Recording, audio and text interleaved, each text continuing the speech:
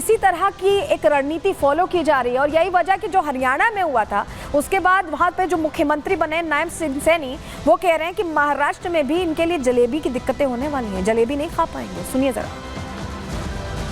जैसे ही चुनाव नजदीक आ रहे हैं वैसे ही अपशब्दों का दौर जो है वो शुरू हो गया है। कल खड़गे जी ने कहा कि योगी जी को भगवा रंग छोड़ करके या तो राजनीति ही करें या तो वो साधु ही बन जाएं। आज नाना पटोले का बयान आया, उन्होंने कहा कि भारतीय जनता पार्टी को की हालत में जो है बनाने का वक्त आ गया है। इस प्रकार की भाषाएं चुनाव के दौरान, देखिए कांग्रेस बौखला चुकी है और कांग्रेस जब बौखला जाती है उनको मालूम है कि वो हार की तरफ जा रहे हैं, तो फिर उन्होंने अपना मानसिक संतुलन वो खो देती है। वो जो बोलते हैं उनके ऊपर है, हमें उसके ऊपर कोई प्रतिक्रिया नहीं देनी। वो अपना मानसिक संतुलन खो चुके हैं। अब तो उनको क्योंकि इमरजेंसी के किसी हॉस्पिटल में एडमिट कराने की आवश्यकता पड़ेगी अभी धीरे धीरे, जब 23 तारीख को रिजल्ट आएंगे। आप देखना कांग्रेस और इंडी गठबंधन के लोग।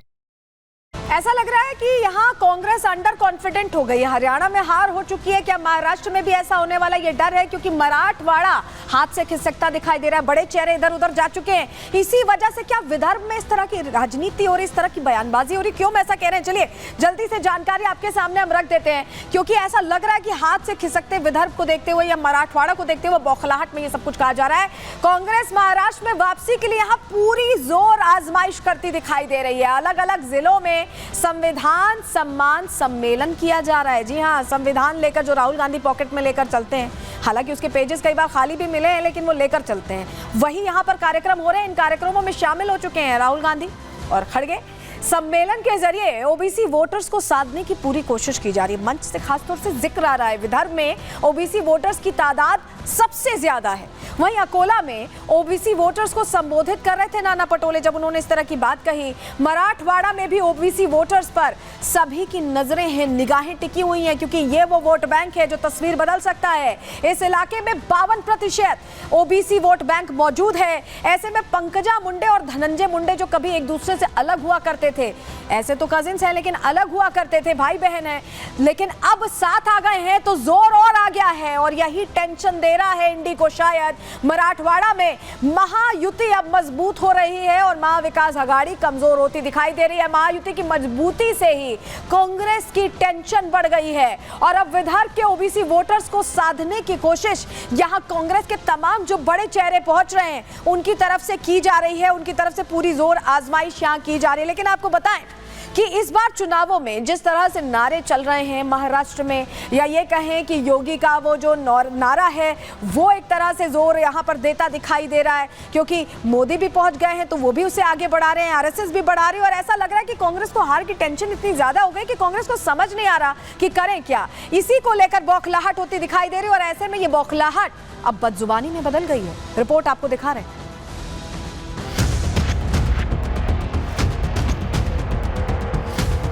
आप बीजेपी को समय आ गया है। महाराष्ट्र चुनाव में सियासी तपिश बढ़ गई है। यह महायुति और महाविकास आघाड़ी के बीच सीधी टक्कर है। दोनों तरफ से शब्द बाण छोड़े जा रहे हैं, लेकिन इस जुबानी लड़ाई के बीच कांग्रेस के कुछ नेता बदजुबान होते जा रहे हैं। बदजुबानी का मंच पहले खुद कांग्रेस के राष्ट्रीय अध्यक्ष मल्लिकार्जुन खड़गे ने संभाला। सीएम योगी के बयान और कपड़े पर आपत्ति जताई, बयान के आधे हिस्से को आधार बनाया और उस बयान को आतंकी सोच बता डाला। बटेंगे तो कटेंगे, ये साधु का काम है, नाथ पंथ का काम है। अरे ये काम कोई टेररिस्ट बोल सकता है, आप नहीं बोल सकते। खड़गे ने सीएम योगी पर निशाना साधा तो उत्तर प्रदेश के मुख्यमंत्री ने एक योगी की प्राथमिकता और कांग्रेस के तुष्टीकरण के बीच का अंतर मल्लिकार्जुन खड़गे को समझा दिया। खड़गे जी, मैं एक योगी हूँ और एक योगी के लिए देश पहले होता है, राजनीतिक स्वार्थ बाद में। क्योंकि मेरे नेता मोदी जी ने हमें यही बताया है कि पहले हर काम देश के नाम, लेकिन आपके लिए कांग्रेस की तुष्टीकरण की नीति पहले है। खड़गे जी का गांव बारामती, यहां हैदराबाद के निजाम के अधीन आने वाला गांव था। ब्रिटिशर ने उसमें तय किया था भारत का विभाजन हो। इसके लिए मुस्लिम लीग को देश के अंदर प्रोत्साहित करने का काम तो कर ही रहे थे। कांग्रेस का उस समय का नेतृत्व भी मुस्लिम लीग के सामने लगभग सिलेंडर सा कर चुका था और यही कारण था मुस्लिम लीग निर्ममता के साथ हिंदुओं को काट रहा था। कांग्रेस का नेतृत्व केवल सत्ता लोलुप बन करके मौन बना हुआ था। खड़गे के बयान से उनकी पार्टी के बाकी नेताओं की सोच का अंदाजा लगाया जा सकता है।